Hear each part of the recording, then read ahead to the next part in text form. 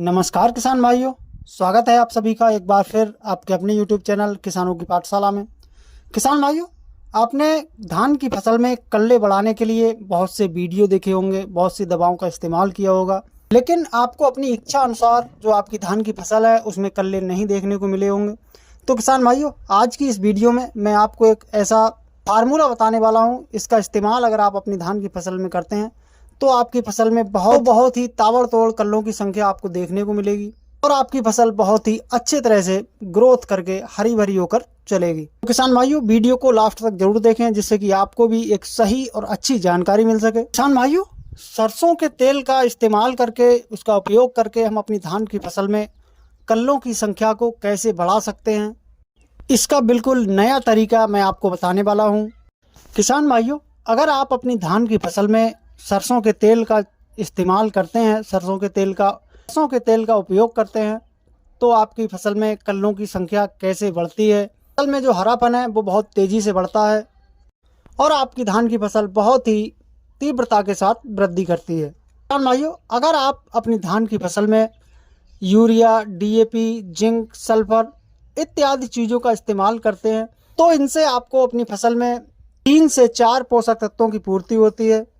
लेकिन वहीं अगर आप अपनी फसल में सरसों का तेल या फिर सरसों की खली का इस्तेमाल करते हैं तो आपकी धान की फसल को लगभग 6 से 7 पोषक तत्वों की पूर्ति होती है। बात करें किसान भाइयों कि सरसों कौन से पोषक तत्व उपलब्ध होते हैं, तो नाइट्रोजन, फास्फोरस, पोटास के साथ साथ बोरान, जिंक, सल्फर जैसे भी पोषक तत्व आपको सरसों की खली के अंदर देखने को मिल जाएंगे। किसान भाइयों, अगर आप सरसों की खली का इस्तेमाल करते हैं तो आपकी फसल के लिए यह सभी पोषक तत्व पर्याप्त मात्रा में मिल जाते हैं। बात करें किसान भाइयों कि आखिरकार हमें सरसों की खली का इस्तेमाल कैसे करना है, क्या सावधानियां रखनी है और कितनी मात्रा में इसका इस्तेमाल करना है। बात करें किसान भाइयों, सावधानियां आपको क्या रखनी है, तो जब आप सरसों की खली का इस्तेमाल कर रहे हो तब आपके खेत में पर्याप्त नमी होना आवश्यक है, यानी कि खेत में पर्याप्त नमी आपको बनाकर रखनी है। धान की फसल में पानी भरने के बाद आपको 18 किलोग्राम प्रति एकड़ के हिसाब से आपको सरसों की खली यानी कि 18 किलोग्राम सरसों की खली को आपको लेना है और इसके साथ आपको 2 लीटर सरसों का तेल ले लेना है।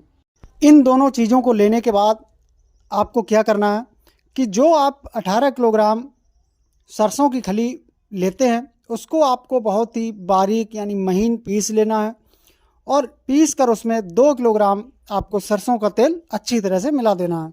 अच्छी तरह से मिलाने के बाद किसान भाइयों, आपको अपनी धान की फसल में बिखेरना है। बिखेरते समय किसान भाइयों, ये बात आपको विशेष ध्यान रखनी है कि जब आपकी फसल लगभग 15 दिन की हो तभी आप इसका इस्तेमाल करें।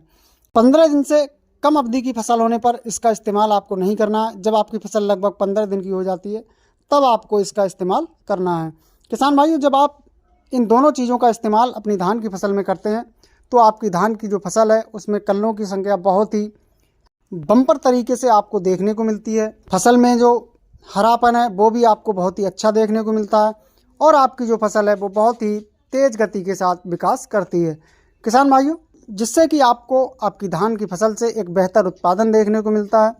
तो किसान भाइयों, जानकारी पसंद आई हो तो वीडियो को लाइक एवं शेयर ज़रूर करें।